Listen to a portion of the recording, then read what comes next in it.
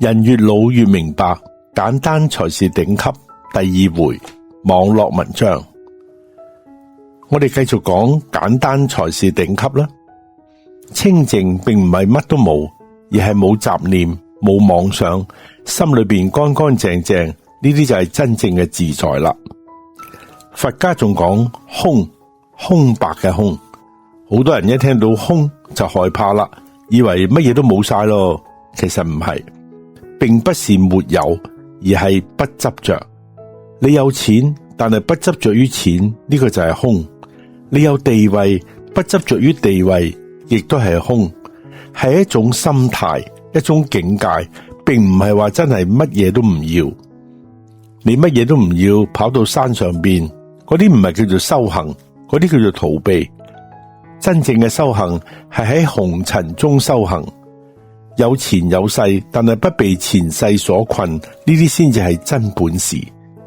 簡單並唔係傻啊，唔係乜嘢都唔懂得，而係看透啦，想明白啦，知道乜嘢重要，乜嘢唔重要，重要嘅捉住，不重要嘅放下，呢啲就係簡單。你睇嗰啲真正有智慧嘅人都好簡單嘅。孔子周遊列國，到處碰壁，最後咧都係翻去魯國教書。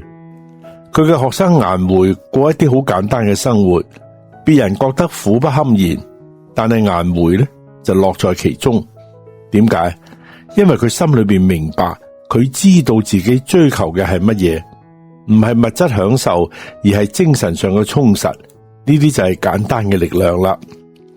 孔子特別欣賞顏回，有一次同學生講：賢哉回也！顏回真係好啦。點解咁講啊？因為顏回能夠不遷怒，不貳過。咩叫做不遷怒啊？就係唔會將怒氣發到去別人嘅身上。佢心裏邊清楚，知道該怪邊個就怪邊個，唔會亂發脾氣。乜嘢叫做不貳過呢？就係同樣嘅錯誤唔會犯第二次，犯咗一次記住，下次不會再犯。嗱，呢啲咪就係簡單咯。心裏邊清清楚楚、明明白白，唔會糊塗，唔會混亂。莊子更厲害，人哋請佢去做官，佢唔去，情願喺水邊釣魚。人哋問佢點解啊？佢話：我聽講楚國有一隻神龜，死咗3000年啦，楚王將佢嘅殼供奉喺廟裏邊。你話呢隻龜佢係願意死咗留翻個殼俾人哋供奉啊，抑或係願意活着喺泥巴裏邊搖尾巴呢？當然係願意活着喺泥巴裏邊搖尾巴啦。莊子話：我都係一樣，我情願自由自在咁活着，都唔要嗰啲虛名。你睇呢啲就係大智慧。看透咗名利嘅本質，知道乜嘢先至係最重要嘅，所以就活得簡單，活得自在啦。簡單係有不同嘅層次嘅，最淺嘅層次就係物質上嘅簡單，就係唔要咁多東西。現在嘅人屋企堆滿咗各種唔同嘅東西，衣服買一大堆，好多冇着過，鞋買咗好多都冇穿過。東西越嚟越多，間屋越嚟越擠迫。其實你真正需要嘅嘢冇咁多，夠用就得啦。將嗰啲唔需要嘅嘢清理晒佢，家裏邊乾乾淨淨，心裏邊亦都清爽。呢啲就係斷捨離，呢啲係簡單嘅第一步。第二個層次就係關係上嘅簡單，唔好交咁多朋友，唔好參加咁多應酬，唔好維持咁多關係。真正嘅朋友唔需要多，3-5個知己就夠啦，其他嘅點頭之交就可以啦。你將時間同精力都花喺維持嗰啲冇用嘅關係上，有咩意義呢？仲不如多啲陪下家人，做多啲自己喜歡嘅事。人際關係簡單咗，生活亦都簡單，心裏邊唔使諗咁多啦。孔子話：義者三友，損者三友。點解啊？就係話朋友咧，要交一啲正直嘅、有誠信嘅、見識廣嘅，咁嘅朋友對你有好處。嗰啲喜歡走歪門邪道嘅，當面一套背後一套花言巧語嘅，呢啲朋友對你有害。你睇，交朋友都要小心，唔好乜嘢人都交，要選擇，要揀嗰啲有原則嘅真正嘅好朋友。其實唔需要多嘅，幾個就夠噶啦。第三個層次就係思想上嘅簡單，唔好諗咁多，唔好咩事都要分析半日，唔好咩事都要算計清楚。有啲事情想清楚就做，想唔清楚就唔做，唔好猶豫不決。有啲事情過去咗就過去，唔好成日掛住佢，唔好成日後悔。有啲事情仲未發生就唔好擔心。正所謂車到山前必有路，到時再講。你將腦裏邊嗰啲亂七八糟嘅念頭清理晒佢，只係想該想嘅事，只係做該做嘅事，呢啲就係思想上嘅簡單啦。孟子亦都講過，做學問冇第啲秘訣㗎，就係將嗰一顆跑掉嘅心揾翻嚟。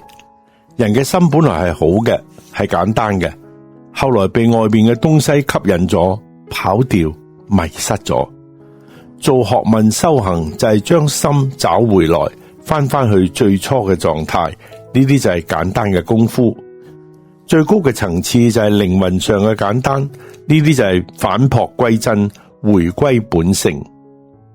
乜嘢係本性呢？就係你最初嘅樣，係最真實嘅樣，未有被世俗污染嘅樣。小朋友點解會快樂啊？因為佢哋簡單，想喊就喊，想笑就笑，不會裝，不會演，活得真實。長大之後，學會咗偽裝、算計、隱藏，反而唔快樂。修行就係要將呢啲後天學翻嚟嘅嘢都去掉，翻去最初嘅狀態，回到本性。呢個時候你就同天地合一，同宇宙同頻，呢啲就係最高嘅境界啦。孟子講性善，佢話人性本來係善嘅，後來被環境污染變壞咗，所以要修養，要將本性找翻嚟。點樣找呢？孟子又話全心養性，全咩心呢？全善心，全本心。養咩性呢？養本性，養天性。唔好讓外邊嘅東西污染咗你嘅心，唔好讓慾望遮蔽咗你嘅本性。呢啲呢就係簡單嘅修行啦。我年輕嘅時候學太極拳，剛開始覺得太極拳動作太慢太簡單，冇咩了不起。後來跟住老師傅學咗幾年啦，我先至明白太極拳嘅厲害。太極拳講究以柔克剛，四兩撥千斤，睇起嚟軟綿綿，其實力量係非常之大嘅。點解能夠做到呢？因為簡單，因為順應自然，唔需要用蠻力，用嘅係巧勁，呢啲就係簡單嘅力量。